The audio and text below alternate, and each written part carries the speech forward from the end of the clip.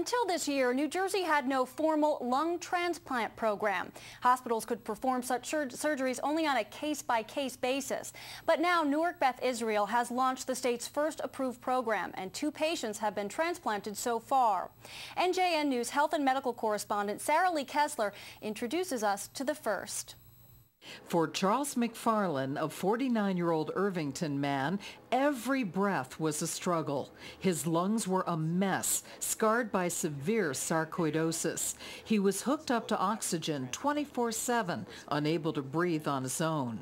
Tying my shoes in the morning, putting on my clothes, those things became more insurmountable. McFarland was close to death when he was hospitalized in mid-August at Newark Beth Israel. Fortunately, help would soon be on the way. The Beth had received state permission in 2006 to start a freestanding lung transplant program. McFarland, seen here with surgical director Lawrence McBride a month after surgery, would become the first recipient. Prior to this time, all patients that needed a lung transplant had to leave New Jersey and go to another state to have it done. So there were 52 lungs that were shipped out of state last year in the absence of a functioning lung transplant program. McFarland's double lung transplant surgery, which took place August 25th, was very risky. Dr. McBride explains. And what had happened was there was an enormous amount of calcification. It was as if someone had poured concrete into his chest, and so it made it very difficult to get the lung out. 6 hours later, after the other diseased lung was removed, McFarland was ready to receive 2 healthy lungs. They're making a big difference. Sounds great.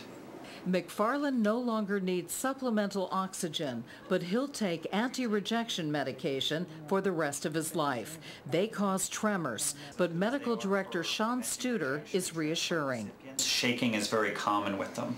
And so if we can get the levels down lower over time, the shaking should improve. Other than tremors, McFarland says he feels great.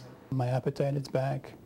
I'm able to walk now a little bit more freely than I was before. With God's help and with his doctors, they have made a new man out of him. Nationally, 2,100 patients are waiting for lung transplants.